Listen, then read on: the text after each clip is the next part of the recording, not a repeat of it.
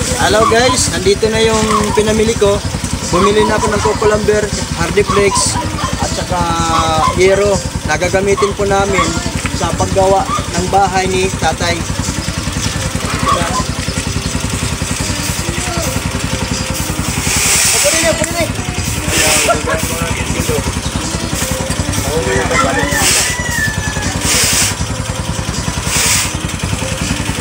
Ilagay mo lang muna. So ito na lahat.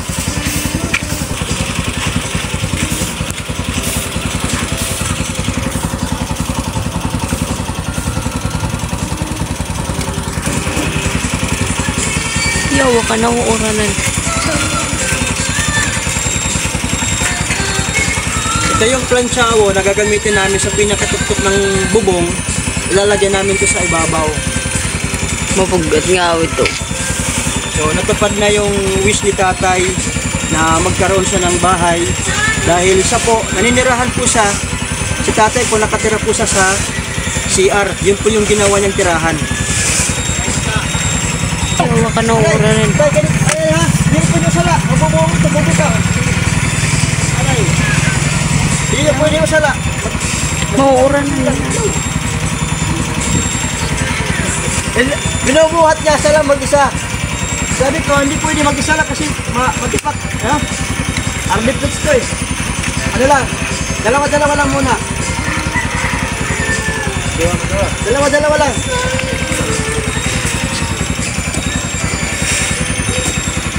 Hindi ka rin bubotol ito.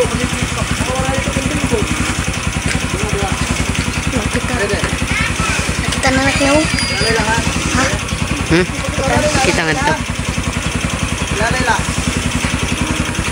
Lalay lang ha. Waray ka kiti. Kilikit na lang, kilikit.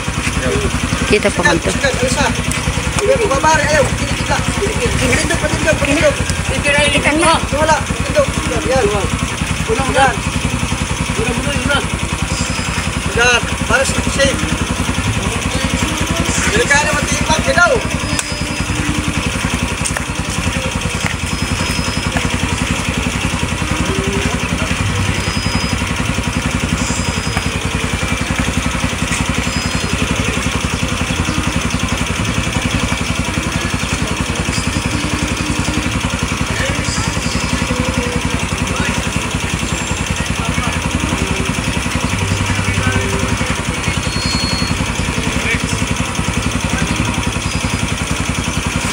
Ilagay mo lang dyan sa ligid para hindi maulanan.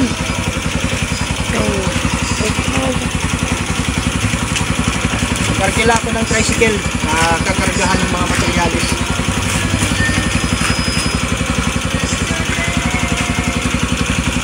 Wala. Ayun.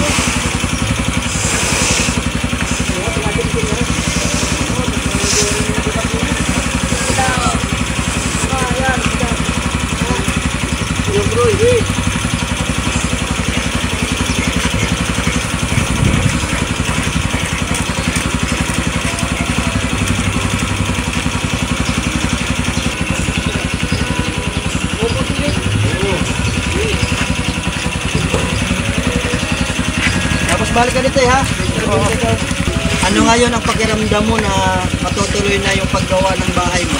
Magpasalamat ako. Masaya ka ngayon? Oo, masaya po. Tupad na yung wish mo na mapagawan ka ng bahay. Oo. At ngayon, meron na tayong materials. Ang coco lumber na i-deliver na kayo ng umaga. Dumating na. At yung kailangan na lang natin, yung kawayan na pwede natin magamit na iba. Oo. Ha?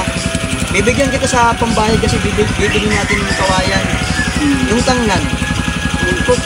Oo, gawin mong 6 na piraso para sa haligi. Oo. Mas matibay kasi yung tanglan kaysa kawayan. Yung kawayan pwede natin gamitin para sa higaan mo. At yung tanglan gawin mong 6. Oo. Ha? So, ito na. Patidala muna tayo. Kasi babayaran ko muna yung ito. Gawin muna ha. Kasi ito guys, hinahakot namin yung mga material papasok yung sa bahay, sa gagawin namin bahay. Sige tayo. Lagay mo muna doon. Patay na naglik. Sabay ka na.